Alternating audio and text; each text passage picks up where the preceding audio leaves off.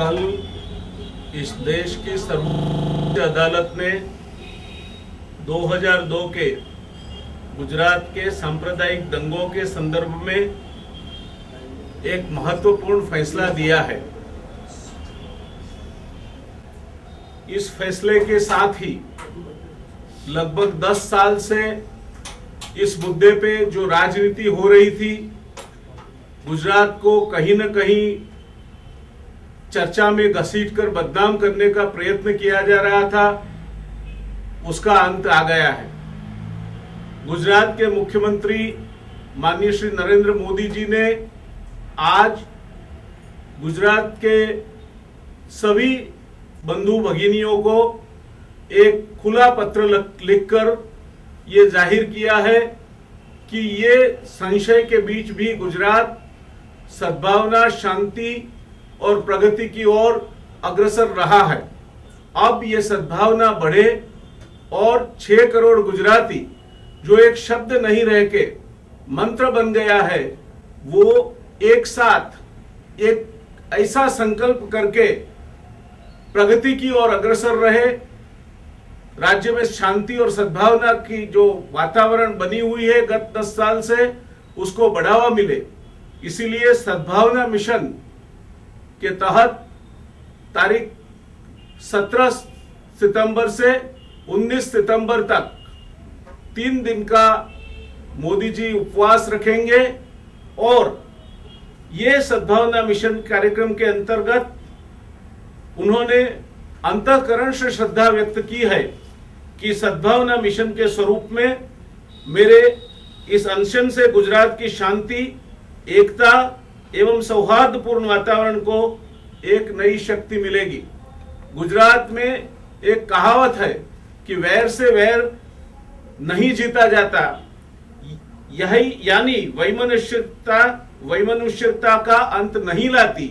ये बात को मद्देनजर रखते हुए सद्भावना मिशन का प्रारंभ मोदी जी 17 तारीख को उपवास शुरू करके 3 दिन के उपवास रखकर गुजरात की शांति, एकता और प्रगति के लिए शुभ संकल्प के मार्ग पर सब आगे बढ़े, ये संकल्प के लिए करेंगे।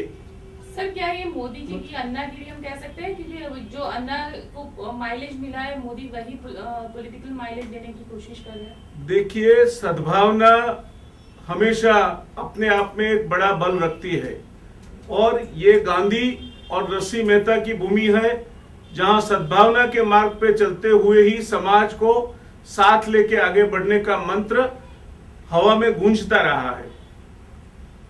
कमनसीबी से गत 10 साल के दरमियान एक या दूसरे मौके को चुनकर, हालांकि 2002 के बाद गुजरात में संपूर्ण शांति रही, एकता रही, प्रगति की ओर गुजरात अग्रसर होता रहा, फिर भी गुजरात को कहीं ना कहीं चर्चा में घसीट के गुजरात को बदनाम करने की जो साजिश की जा रही थी, अब ये संशय से भी हटकर गुजरात एकजुट शांति, सद्भावना और विकास का मंत्र लेके आगे बढ़े, ये मोदी जी की भावना सद्भावना मिशन के पीछे है। सर, आज मिस्टर राजू रामचंद्रन जो एमेकस है इस केस के, उन्होंने ऐसा कोट दिया है कि उनके रिपोर्ट ना तो किसी को इंडाइक्ट कर रहा है, ना किसी को क्लीन चिट दे रहा है।